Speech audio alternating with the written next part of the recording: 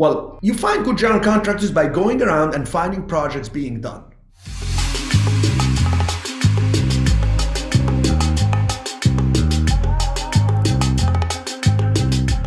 And ideally, the general contractor is on site more often than none. So you watch in that neighborhood who is doing work, you write a solid contract with them that give them an incentive and a penalty. You supervise them daily. Yes, daily. I did not say weekly. I did not say every other day. I didn't say do weekly meetings. You supervise them daily, or you have somebody supervise them daily. They will never be your friend, and they don't want you as a friend. So if you're a contractor here, you know exactly what I'm talking about. You don't want the owner to be your friend because there's no friendship in this. It's business based on an exchange of value. The problem with general contractors is they try to do too many deals to make money. They get spread too thin. Their own staff falls apart. You're in Florida. The governor of Florida has been declaring war on all the illegals. So a lot of these people that are working constructions escape the state. They probably went to California because there's more construction going on in California than you ever imagined. California is crazy. The borders are wide open for anybody. Yeah, heck, you can swim over and they will welcome you. They'll send you a buoy, you know? So it's fine. People come in legally and some people come in illegally, but they seem to find job in construction in California.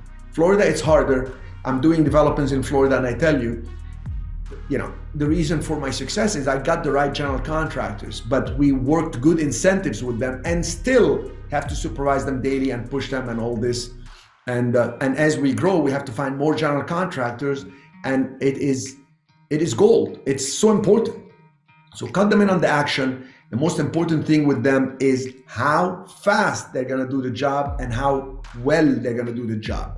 So for speed, I'll pay top dollar. So I repeat, for a general contractor, look for who's working in that area, work a contract with them that is solid and it's in writing.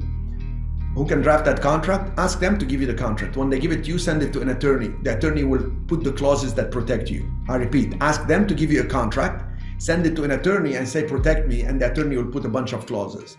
Give them an incentive and a penalty, supervise them daily. That means daily. You just say, I'm gonna be there at 11, can you be there? If the guy says, I have other sites, I can't just be there every day all the time. Don't worry, just meet me there at 11. So you're 11, to next day 11, to next day 11, you're actually seeing the progress on the job. If not, you're gonna go one day, you're gonna find nobody in your site and they're all working 2 doors down. And then what are you gonna do? Fight with the guy, get another contractor halfway through? No contractor wants to take over from another contractor. And that's how a project that should cost $3 million end up costing 4.5. That's how somebody is trying to develop thing goes bankrupt. There's nothing more common than a bankrupt developer in the United States of America. That's why I only develop in Florida. I only do it with properties that are $500,000 or less, because there is the demand that is so high that properties can't sit on the market. There's just more buyers than there is supply.